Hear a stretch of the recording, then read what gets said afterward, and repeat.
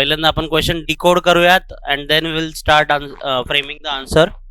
Raja Ram Mohan Roy was not merely a social reformer but a pioneer of modern Indian consciousness. Examine his multi-dimensional contribution in the social, religious and education and political spheres. Marathi विद्यार्थी जे आहेत आपले, राजा राममोहन रॉय हे केवळ समाज सुधारक नव्हते, ठीक आहे, तर आधुनिक भारतीय जाणीवेचे, ज्याला आपण भारतीय राष्ट्रवाद असं म्हणतो, त्याचे अग्रदूत होते. तर त्यांचं वेगवेगळ्या क्षेत्रातलं योगदान तुम्हाला लिहायचं आहे. आता अशा प्रकारच्या क्वेश्चनमध्ये प्रॉब्लेम हा असतो की कंटेंट बऱ्याच विद्यार्थ्यांकडे खूप जास्त असतो, पण मग त्याला 8 ते 9 मिनिटं आणि 300 शब्दांमध्ये किंवा 250 शब्दांमध्ये मांडणं हे थोडंसं कुठेतरी डिफिकल्ट असतं. तुम्हाला फोकस आणि लोकस कन्सेप्ट माहिती आहे? Yes or no? मग या क्वेश्चनचा फोकस काय आहे सांगा मला. पहिलं लोकस सांगा. What is the locus of this question? Locus काय आहे? पटपट, वेळ नाही आपल्याकडे. आणि फोकस काय आहे?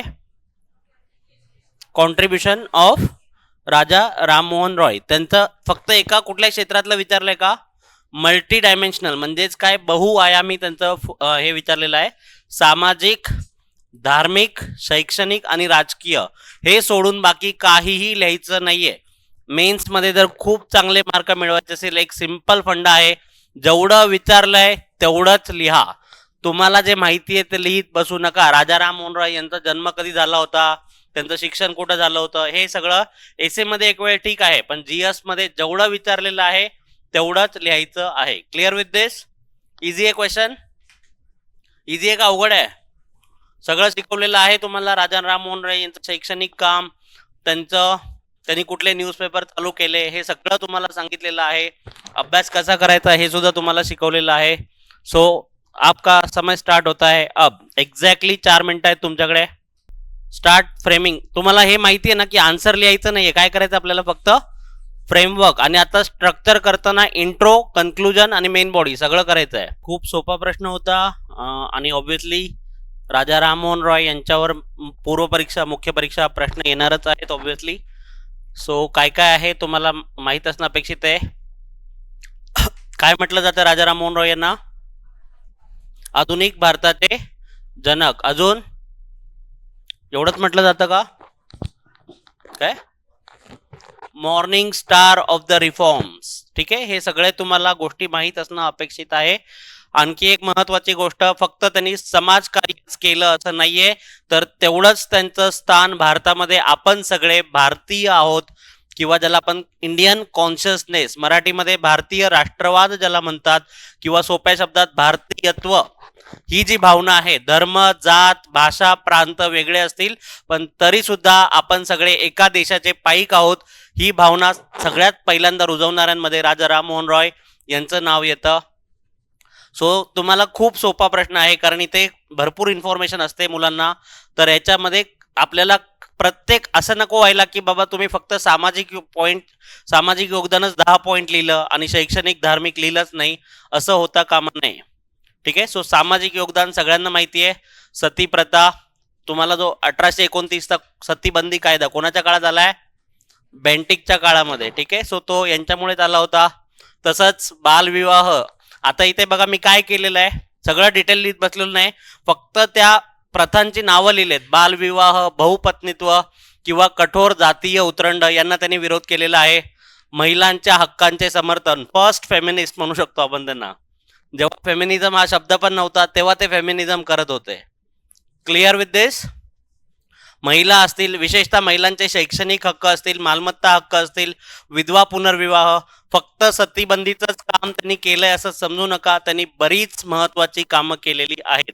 त्यांच्या संघटनांची नावं सांगा पटापट. ब्राह्मो समाज फार नंतर आला, त्याच्या आधी 1814 मध्ये आत्मीय सभेची स्थापना आणि 1829 मध्ये मग आलेला आहे ब्राह्मो समाज. क्लिअर विथ दिस? हे झालं त्यांचं सामाजिक योगदान. धार्मिक योगदानामध्ये तुम्हाला माहिती आहे की राजा राममोहन रॉय कट्टर एकेश्वरवादी होते. त्यांनी पुस्तक सुद्धा लिहिलेलं आहे, एकेश्वरवाद्यांची कैफियत रानडे, एकेश्वरवाद्यांची देणगी. ठीक आहे, एवढी चूक मेन्स मध्ये चालून जाते पण करू नका. आता कळालंय? प्रिलिम्स मध्ये चालत नाही. ओके, एक्झामिनरच्या पण एवढं लक्षात नसतं काय असेल ते, नको कॅमेरा. ठीक आहे. तसंच मग ब्राह्मोसभेची स्थापनाच त्याने याच्यासाठी केली की लोकांमध्ये जे धर्माची चांगली तत्व आहेत, हिंदू धर्माची जी चांगली तत्व आहेत ती लोकांमध्ये रुजावीत, आणि ज्या अंधश्रद्धा आहेत किंवा ज्या धार्मिक कुप्रथा आहेत त्यांना कुठेतरी आळा बसावा म्हणून त्यांनी ब्राह्मो सभेची स्थापना केली. नंतर त्याचं रूपांतर ब्राह्मो समाजात झालं. तसंच मूर्तीपूजा, अंधश्रद्धा, कर्मकांड या सगळ्या गोष्टींना त्यांनी विरोध केला. पण याचा अर्थ सगळाच हिंदू धर्म त्यांनी नाकारला असं नाहीये. वेद असतील किंवा उपनिषद असतील यांचा त्यांनी स्वीकार सुद्धा केला होता. त्यांचं म्हणणं होतं की हे जे आपली उपनिषद आहेत तर ती वैज्ञानिक दृष्ट्या किंवा रॅशनल ज्याला आपण म्हणतो तर त्यांच्या विवेकवाद मराठीत शब्द आहे तर त्याच्यासाठी फार महत्वाचे आहे. उपनिषदांमध्ये सगळं जे काही लिहिलेलं आहे, तुम्ही आजही जाऊन बघा उपनिषद, कुठल्याही प्रकारचं कर्मकांड किंवा अंधश्रद्धा नाहीये त्याच्यात, कळतंय? सो राजा राममोहन रॉय यांचा धर्माला विरोध नव्हता तर धार्मिक अंधश्रद्धा आणि कर्मकांड यांना विरोध होता.